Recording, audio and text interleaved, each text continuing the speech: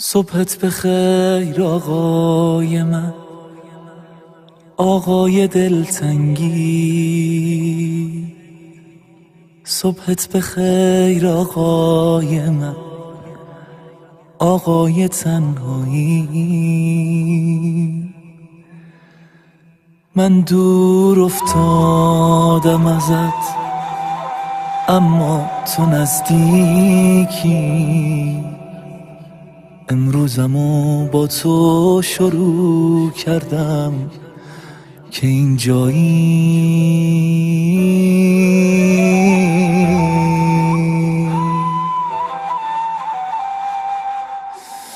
گناه من به انتظار تو نشست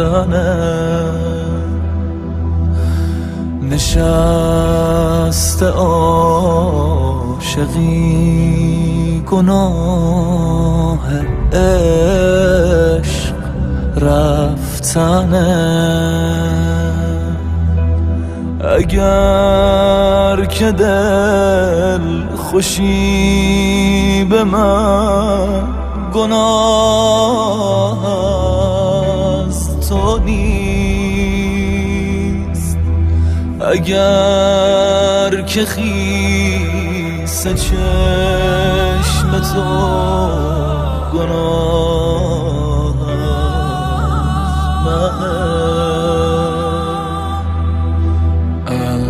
اللهم ارنا طلعت الرشیده. دیگه جونم به لب رسیده، همه دنیا ازم بریده، تو اما نه. عهد میبندم دیگه عشقاتو در نیارم، ولی سخت دووم بیارم، توی عشق تو کم میذارم، تو اما نه.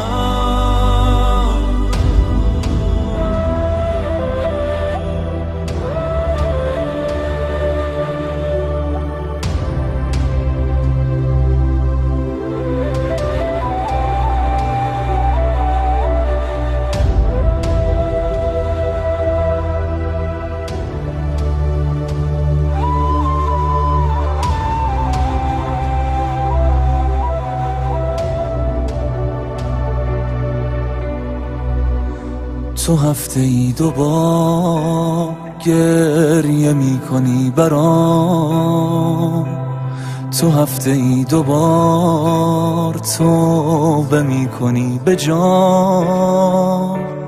تو منتظر تر از منی تموم شه غیبتم، دروغ میگم عاشقم ولی بذار بیام. خدا کنه بهم نگی تموم فرصته، دعا بکن که خوب بشم آقا به حرمتت. یه کاری کن که من نشم دلیل گریه هات، یه کاری کن نشم دلیل طول غیبتت.